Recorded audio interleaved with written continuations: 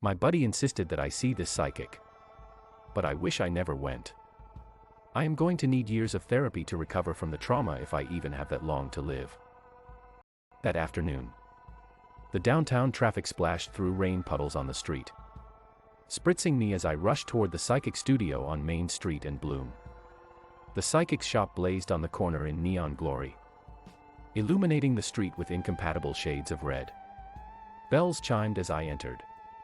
Inside, red sequin disco lights, the size of pumpkins, swung from the chipped ceiling, emitting a pinkish glow into the closet-sized space. To the right, a burgundy velvet curtain separated the waiting area from the psychic's chambers, clashing with the faded red shag carpet that looked like it had been stripped from the floors of a condemned motel circa 1970. Oh God, I thought. Am I really doing this? A small voice interrupted my reverie. May I help you? Sir, he said, his voice thick with an accent I couldn't trace. I smiled, buttoning my umbrella shut. I dried my hands on my coat and nodded. Yeah, I said. I want to make an appointment with. I pulled out my phone, then scrolled down to the contact that Josh had sent me when he insisted that I come here. Ah. Here it is, Esmeralda, I said, feeling awkward. I scanned the room for familiar faces, hoping not to find any. But I was the only customer. I had never been to a psychic. I felt ridiculous. But Josh said I had to see this psychic because she wasn't just any psychic. The man nodded. Good. Good. He said. A broad, eager smile spread across his face, revealing a missing front tooth. Plus, I admit, after hearing Josh's story, I was curious about this place. And then, of course, today was the anniversary of Esmeralda is very good, the man said, interrupting my thought. He stood about as tall as my chest, barely tall enough to see over the cash register. His head bobbed around as he spoke. I nodded, but I had to laugh at his enthusiasm. Yeah, that's what my buddy said. The man glanced at the clock. Esmeralda can see you in 20 minutes. I shrugged. Sure. Why not? Good. Good. He smiled. After I paid, he gestured toward the empty burgundy chairs in the waiting area. Please. Have a seat. As I searched the crowdless room, I couldn't help but wonder. If this lady is such a master, why doesn't she have more customers? You'd think she'd have a longer wait list. After what seemed like an eternity, the burgundy curtain parted, and a short, portly woman in her mid to late 50s appeared. She wore a long burgundy gown, and her long gray hair was swept into a messy chignon, secured to the top of her head with a pencil. Every finger on both hands glittered with jewels. She smiled when she saw me. You must be Nick, she said, her voice warm. Wait, I thought. I didn't tell anyone my name, did I? She motioned toward me. I followed her past the curtain down the hall to her reading room, then gasped. Wow, I thought, grimacing at the explosion of kitsch decor. It was an interior designer's nightmare.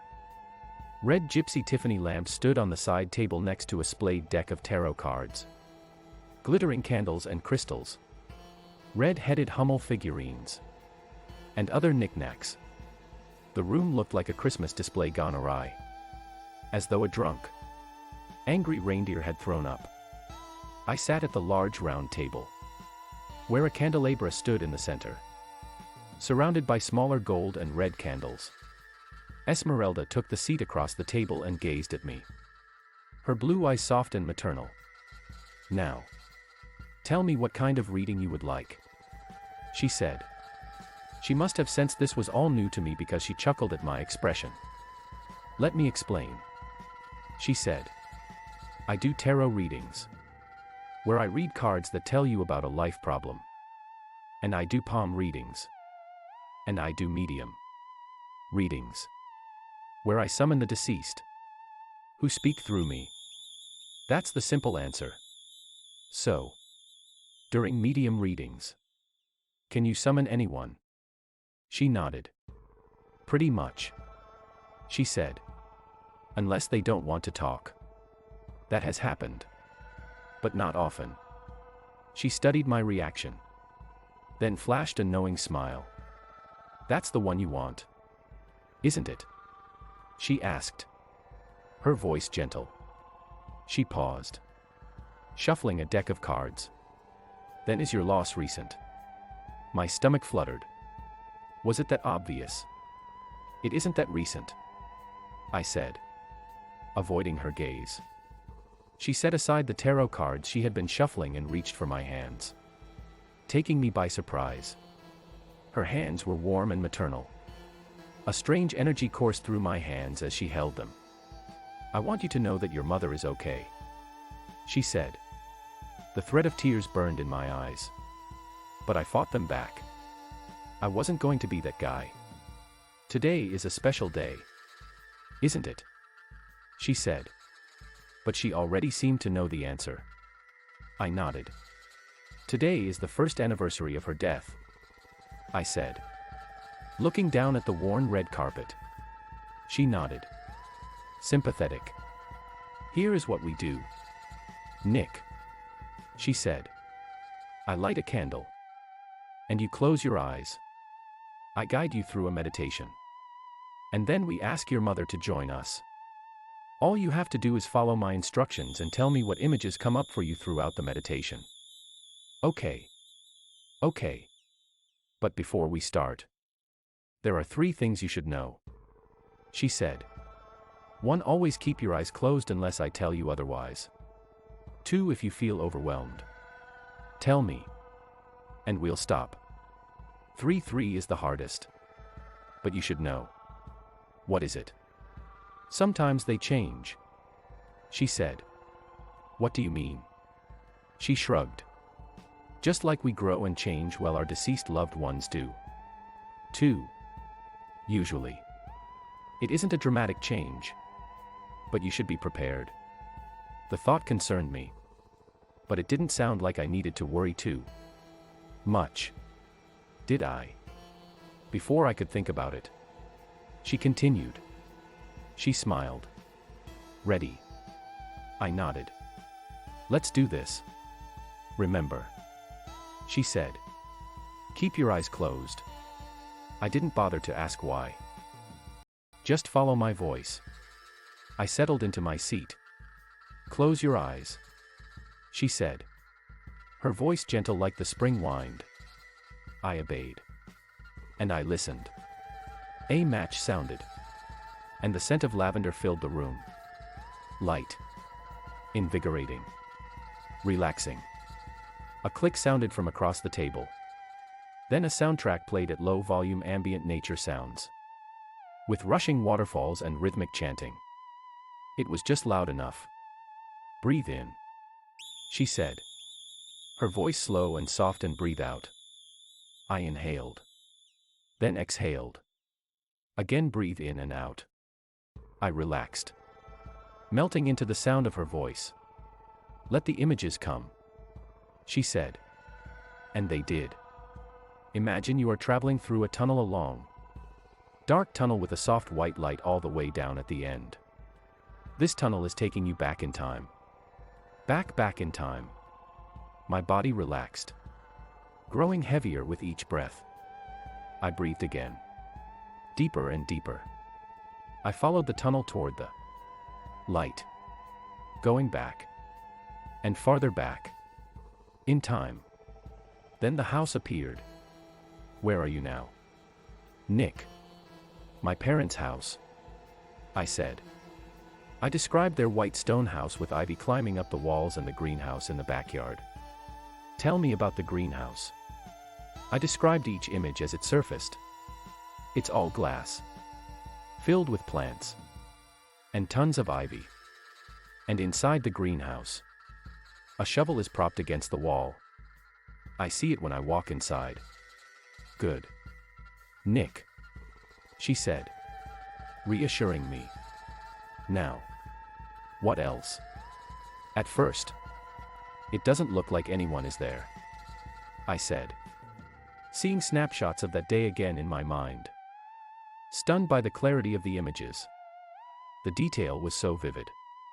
So crisp. Then, I see my mom's purse on the ground. Tipped over. With all her belongings spilling out. I call her name. But nothing. Then what? Nick. Then I hear someone groan from the back of the greenhouse. I said. I don't see anyone around. But I hurry toward the sound. Following it. Calling for her mom. But nothing. And what happened next? Then I find her in the back. Curled up on the ground. She's clutching her chest but can't speak. I panic.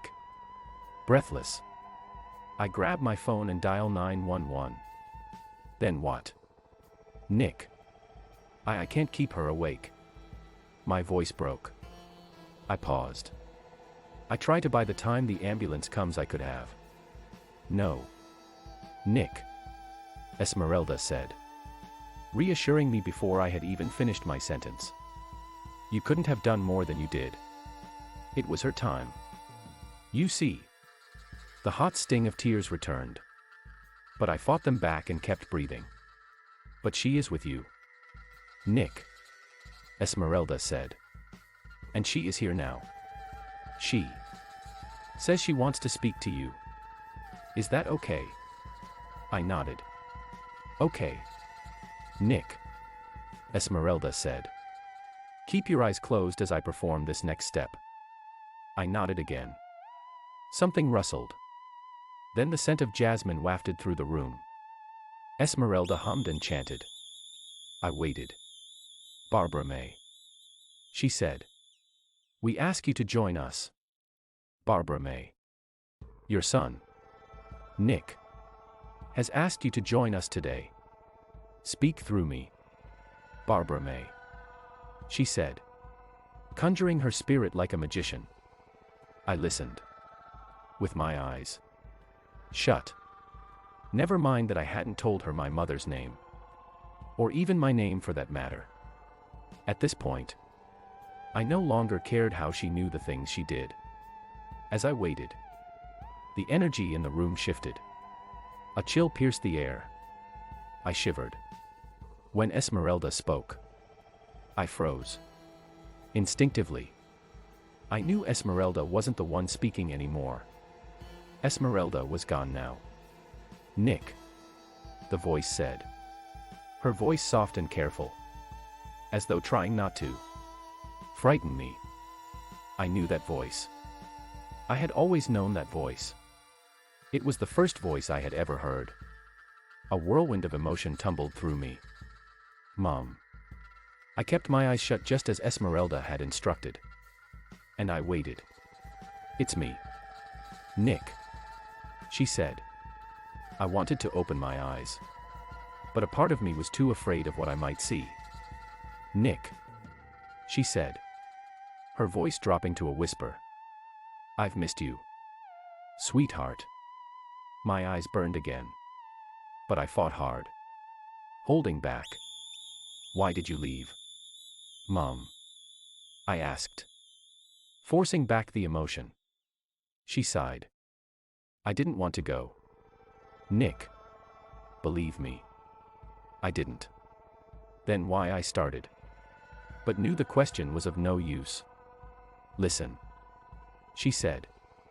Her voice sounding firmer. More insistent. I need to tell you something while I'm here. What is it? She sighed again. As though contemplating whether to tell me something. As I waited. My heart fluttered in my chest. Honey. She said. Sounding nervous. What is it? I asked. Something wrong. This is ridiculous. I thought. Why can't I open my eyes? But I had promised Esmeralda. Nick. She said. I'm not happy here. Something in her voice, it didn't sound right. What do you mean? I asked, my anxiety growing. Something didn't feel right. I tried to ignore it. This place, she said, the pitch of her voice rising. Oh, Nick. It is so dark. Her voice lowered, then deepened. It's so dark here. Nick. Chills swept over me. Goose pimples raced up my spine like electric tickles. This didn't sound like my mother anymore. This couldn't be my mother. Then I remembered Esmeralda's warning, sometimes they change. I've done a bad thing. Nick. She said. An ominous tone leaked from her voice, as though she was harboring a secret. What? What are you talking about? Mom. I asked, even though I wasn't sure this was my mother. I've done a terrible thing. Nick. She continued, sounding agitated. What did you do? Mom. I asked, not wanting to know. Just know that I did it out of love. She said. He had nothing left to live for. But I could hear the lie in her voice. I couldn't stand the loneliness. She said, her voice thick with desperation. I found a pickaxe and... No. I shouted. But she wouldn't stop. I had to. Nick. She said. I was so alone. What did you do? Mom. I asked, my heart racing and thumping like a juiced-up gymnast in my chest. What did you do? I didn't want to hurt, she tried to sound apologetic. Then her voice trailed off. My stomach churned. Esmeralda. I begged. I need you to come back now. But nothing. Esmeralda. I shouted. I couldn't take it anymore. I needed to open my eyes. But what would I see if I did? But my mother kept speaking. Nick. I have 3 warnings I must give you before I leave. She said, sounding unfazed by my terror. I don't want to know. I pressed my hands against my ears to tune her out but couldn't. She spoke louder, sounding more authoritative. 1. She said. The body is buried behind the garage. Look for the fresh mound of dirt. No. I shouted, sobbing, imagining my poor father. 2. She continued, her voice unwavering and merciless. Don't climb on rooftops, or you'll get hurt. Stop. I shouted. What was she talking about? And 3. She said, ignoring my protests. I am sorry, Nick. But a much worse fate awaits you. That was it. I couldn't resist it any longer. I had to look. Without a second thought, I opened my eyes. But I wasn't prepared for what I saw. Standing in front of me, in all her dead glory, was my mother. But not the mother I had loved and remembered. This mother was gray-skinned and wild-eyed. Her once blue eyes cold and steely. Her cheeks gaunt.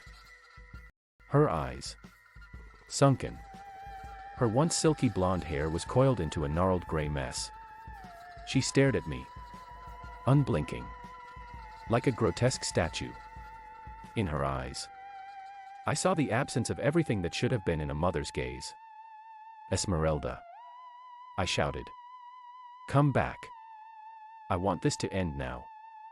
But my mother kept talking as though she hadn't heard me. I'm sorry it has to end this way for you. Nick. End how? I asked. Not wanting to know but needing to know. But with that, the room went dark, and the candle flame blew out, as though extinguished by some phantom breath. A moment later, the light flipped back on, and Esmeralda stood in front of me, calm and serene, as though she hadn't heard or seen a thing. What was that? I asked. What happened to my mother? Esmeralda shook her head. Sometimes they change. As I drove home after the reading, I crept down the freeway at the speed of a geriatric heading to a bingo game after church. I was too afraid of what might happen. The speed limit was 60. I drove 35. I ignored the many people who honked at me and gave me the finger. When I got home, I texted my dad but never heard back.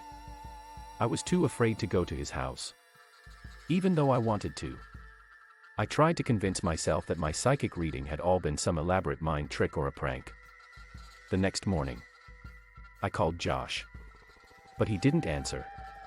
Minutes later, I got a call from an unknown number.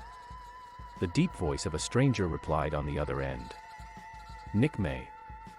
He asked. "Yeah. Afraid I've got some bad news." "What? Is your father Jerome May?" "Yes," I said, feeling sick with anticipation. "I'm afraid he's had an accident, fell off the roof doing home repairs. Happened about an hour ago." "Wait. What? Then who was buried behind the garage?" I wondered. "What the hell? What happened?" "A neighbor reported a strange noise coming from your father's home," he said. Said he heard a man scream. After he called the station, we sent law enforcement to the scene. When the officer alighted from the vehicle, he heard the voice of an older, unidentified male subject calling from a bush on the property. He headed toward the sound and found your father incapacitated. "Incapacitated?" I asked, confused. "Yeah. A broken arm," he said. "Might want to head down to the hospital for a visit." "Is he going to survive?" I asked. "Probably." As I dressed to go to the hospital, I flipped on the TV and listened to the news. A breaking news story interrupted the usual morning program. "Breaking news," a news anchor said. "This just in around 5 o'clock this morning. Police responded to an anonymous tip that a body had been buried in the backyard of a home in the quiet Dover Hills neighborhood, located on the southeast corner of Hammond Street and Trinity Avenue. Once on scene, police discovered the body of this 20-something male, buried in a shallow grave. When the picture appeared on the screen, I dropped my coffee. "Josh," the anchorman continued. "The man has since been identified as 25-year-old Joshua Williams." But I didn't hear the rest. I thought back to last night. 2 out of the 3 warnings had already come true. I grew restless as I replayed my mother's words. "A much worse fate awaits you." Now I can't help but wonder what happens next. Wow, this is crazy. Why would your mother choose to kill Josh? She said she did it out love. Which confuses me. BC, she has been gone for a year, right? I am glad your dad is okay.